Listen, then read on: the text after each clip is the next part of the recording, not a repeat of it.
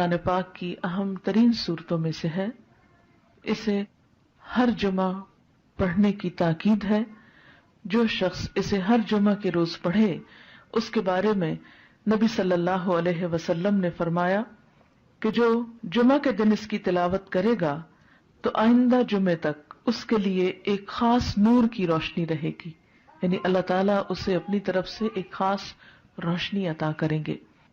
اسی طرح اس کی ابتدائی 10 آیات اور آخری 10 آیات کی فضیلت احادیث میں بیان ہوئی ہے کہ جو ان کو یاد کرے گا اور پڑھے گا وہ فتنہ دجال سے محفوظ رہے گا. تو اس کے لیے ہم یہ کر سکتے ہیں کہ ابتدائی 10 آیات کو بھی زبانی یاد کر لیا جائے اور آخری کو بھی. تو دن کی کسی نماز میں اگر ان کو پڑھ لیا جائے تو اس طرح انشاءاللہ وہ فضیلت جو اس کی حاصل ہو سکتی ہے وہ ہو جائے گی. حضرت عائشہ رضی اللہ عنہا کی روایت سے حدیث میں آیا ہے، اور یہ حدیث بھی ضعیف جداً ہے، صرف ضعیف نہیں بلکہ ضعیف بھی بہت زیادہ ضعیف ہے، لیکن اس کا آخری حصہ جو ہے وہ صحیح مسلم میں آیا ہے، وہ میں وہاں آپ کو بیان کر دوں گی. رسول اللہ صلی اللہ علیہ وسلم نے فرمایا، کیا میں تمہیں ایسی صورت نہ بتاؤں جس کی عظمت نے زمین و آسمان کو بھر دیا ہے، اور اس کے لکھنے والے کے لیے بھی اتنا ہی اجر ہے، اور جو اس کو جمعہ کے دن پڑھے تو اس جمعہ سے لے کر جمعہ تک یعنی اگلے جمعہ تک اور 3 دن کے زیادہ بھی گناہ بخش دیے جاتے ہیں. اور جو آدمی سوتے وقت اس کی آخری 5 آیتیں پڑھے تو وہ رات کے جس حصے میں بھی اٹھنا چاہے گا اللہ اسے اٹھائے گا.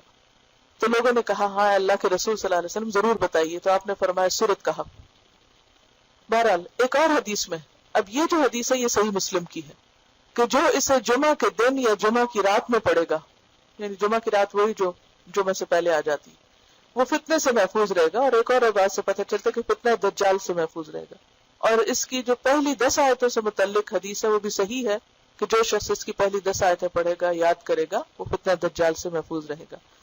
اسی طرح اس کے پڑھنے سے گھر میں سکینت اور برکت نازل ہوتی ہے. ایک مرتبہ ایک صحابی نے سورہ کہف پڑھی، گھر میں ایک جانور بھی تھا، وہ بدکنا شروع ہو گیا. انہوں نے غور سے دیکھا کہ کیا بات ہے، یعنی میں قرآن پڑھ رہا ہوں اور قرآن پڑھنے سے تو ظاہر ہے سکون نازل ہوتا ہے، یہ جانور کو کیا ہو گیا جو اچھل کود کر رہا ہے. تو انہیں ایک بادل نظر آیا جس نے انہیں ڈھانپ رکھا تھا. صحابی نے اس واقعے کا ذکر حضور اکرم صلی اللہ علیہ وسلم سے کیا تو آپ صلی اللہ علیہ وسلم نے فرمایا، اسے پڑھا کرو، قرآن پڑھتے وقت سکینت نازل ہوتی ہے. ہمارے گھرانوں میں سکون کیوں نہیں رہا؟ اس میں بہت سی وجوہات میں سے ایک وجہ یہ بھی ہے کہ میوزک کی آوازیں تو دن رات بلند ہوتی ہیں لیکن قرآن کی تلاوت کی آواز کم ہی سنائی دیتی ہے. اس کے لیے میں یہ سجیسٹ کروں گی کہ ایک تو قرآن پاک کا کچھ نہ کچھ حصہ نماز فجر کے بعد بلند آواز سے تلاوت کیا کریں کہ آپ کے آس پاس کی چیزیں سنیں، آپ کے گھر کے افراد سنیں، در و دیوار سنیں، کیونکہ جہاں جہاں تک قرآن کی آواز جائے گی وہ سب چیزیں آپ کے حق میں گواہ بنے گی.